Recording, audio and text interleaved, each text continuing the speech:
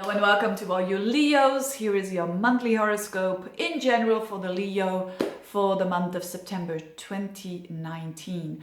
Now this is for all of us, including the Leos, a very Neptunian month, a very huge magical month if you it can be therefore a very positive month, especially when you want to put a little bit of magic in your life, as long as you stay with the feet on the ground. That's a message for everyone, because this is all about the Jupiter-Neptune square that has been going on for the whole year, and now for the last time, so it was in 3 times now, January, June, and now in September on the 21st, there is the exact square again.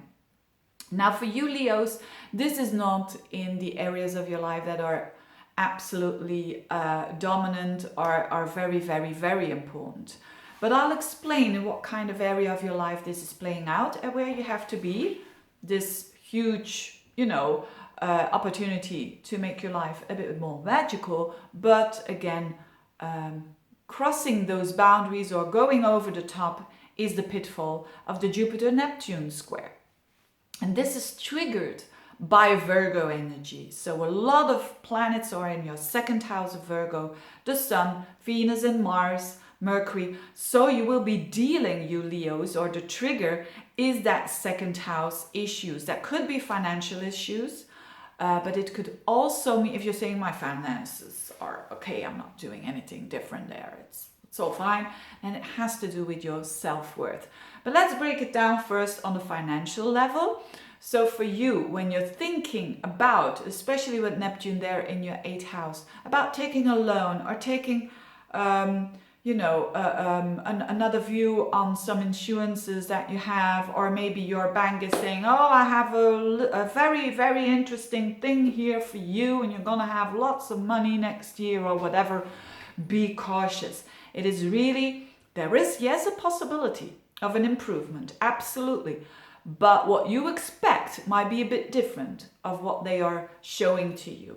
I'll give you an example. You could try to, you have an insurance and or you have a loan, for instance, and you're trying to, the percentage of having that loan is way too high, and you're asking your bank, could you do it a bit, can we review this, because the rates are very low at the moment, and the bank can say, yeah, we can review it, no problem at all, you will gain a lot of it.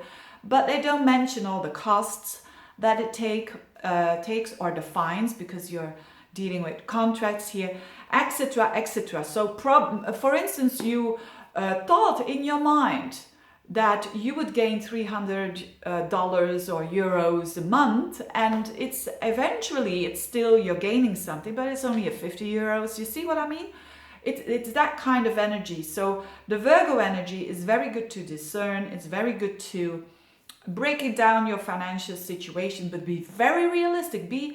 And especially with banking people and all of that, if they are promising you the world, I would never actually be very trusting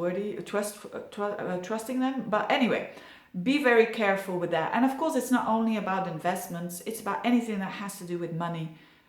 Be very Virgo-like, be very discerned. If you don't know anything about it, just ask someone who does know about it. On another level, and this squares up to Jupiter in your 5th house. So this can have to do, for some of you, it can have to do with spending or spending too much because of children, for instance. It can be as simple as that. The 5th house is children, or hobbies, or pleasure stuff that you're doing, going to restaurants and cinemas and, spending a lot. So be aware of that as well. And on a deeper level, for some of you, it has to do with your worth. That you have an opportunity now that you gain your self-worth by you and not by waiting, because Neptune is there in your 8th house of other people's values.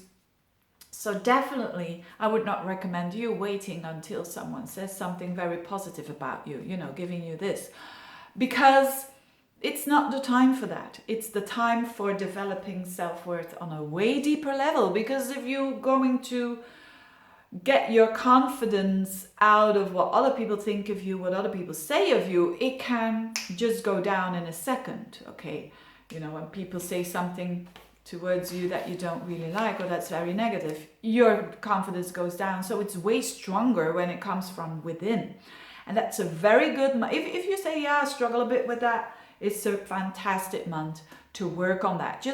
And you have to do that yourself. Just Google, how can I gain more self-worth? What are the things that I need to do so that it comes from within and that I can build up from there, so that when other people get shaky there or say things to me that are quite shaky, I just I'm just being strong, that kind of thing. So it's a very big opportunity to gain strength and to gain belief in yourself. So on another level, when it comes to relationships and work, this is not really a month about big changes there. Okay, so it's not bad, it's not good. So the month after that, or you could say the last week of the month, there is a lot of activity in your third house. So you could communicate a bit more and connect with other people on the internet or connections in the neighborhood. Certainly if you want to if you want to meet someone new, there's more possibility towards the end of the month. But work on the self-worth first if that has to improve, if you think that has to improve.